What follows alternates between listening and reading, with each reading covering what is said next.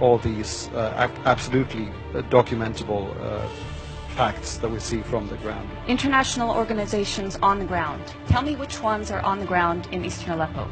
Yeah, okay, I'll tell you, there are none. There are none. These organizations are relying on the Syrian Observatory for Human Rights, which is based in Coventry, UK, and which is one man.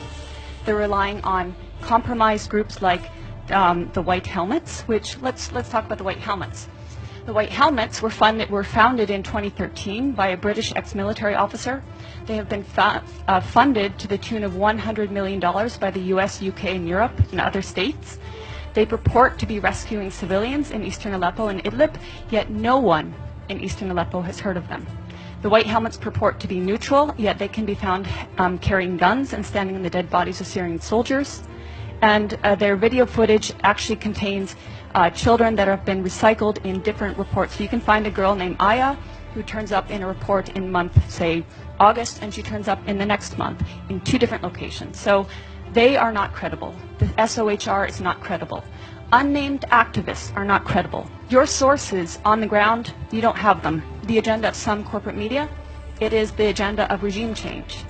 How can the New York Times, I was reading it this morning, or how can Democracy Now!, which I was reading the other day, maintain until this day that this is a civil war in Syria?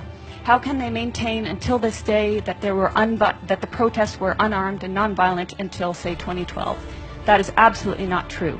How can they maintain that the Syrian government is attacking civilians in Aleppo when every person that's coming out of these areas occupied by terrorists is saying the opposite? While the Syrians and while the Russians adhered to the tenets of the ceasefire, but the American-led coalition itself violated the ceasefire by targeting Syrian army positions in Deir ez-Zor, killing at least 83 Syrian soldiers in a prolonged attack that lasted nearly 1 hour and which enabled ISIS to overtake that position. What you hear in the corporate media, and I will name them, BBC, Guardian, New York Times, etc., on Aleppo is also opposite of reality. And they have manufactured stories, and I can give you a precise account.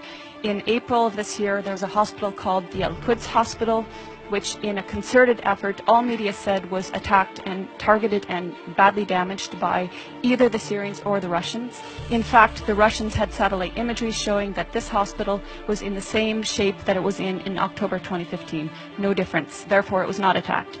Months later, The Guardian, which is a prominent British newspaper, actually said the Al-Quds Hospital that it had alleged months prior to be attacked and destroyed was treating victims of so-called chemical weapons attacks. So even the media that is lying is inconsistent in their lies. And hopefully, above all, the US will stop supporting terrorism and stop funding terrorism.